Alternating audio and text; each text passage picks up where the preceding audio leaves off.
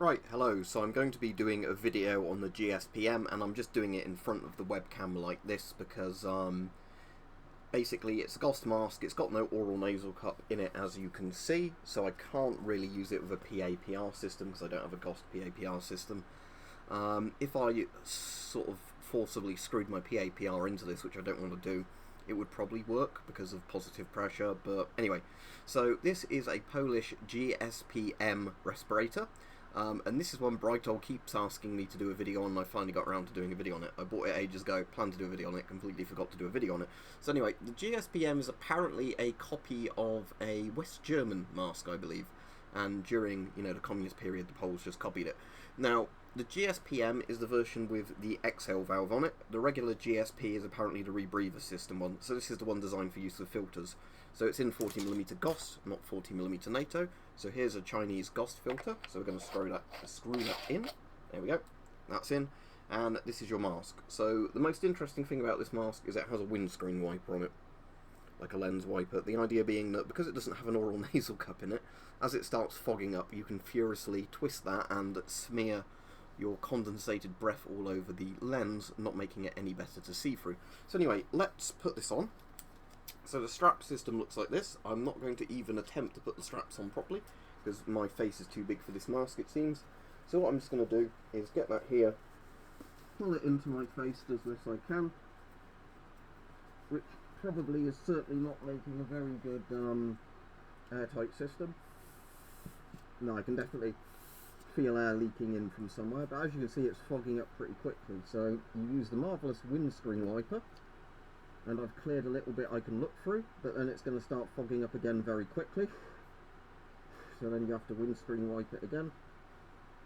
And yeah, look at that, amazing invention. I mean, ideally you'd want to put some sort of anti-misting thing on there because it's just going to constantly mist up. So do I think this is a very good mask? Not really. It's a cool mask, don't get me wrong, it's very industrial looking.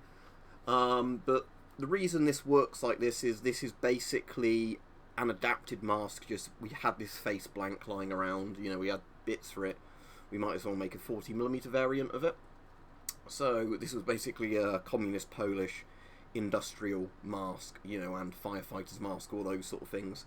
The PAPR one would actually be not the PAPR one, sorry, this SCBA sort of self-contained breathing apparatus rebreather version of this would actually be a lot better, just simply because of the fact that, that way it's a closed circuit.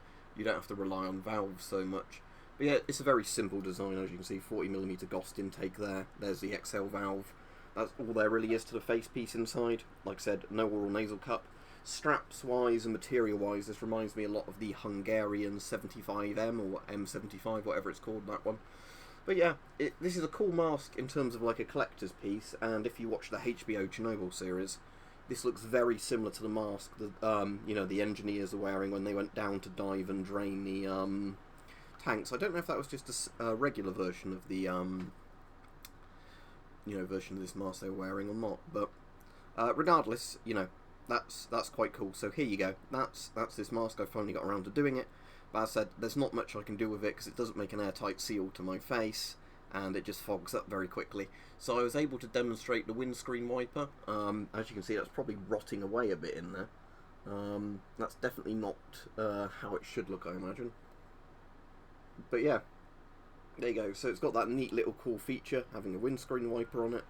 But again, a bit of a pointless feature because if you just had an oral nasal cup, you wouldn't need that. But there you go. It's an interesting piece of communist technology and would look good as like a movie prop, I guess. Just, it's not very practical.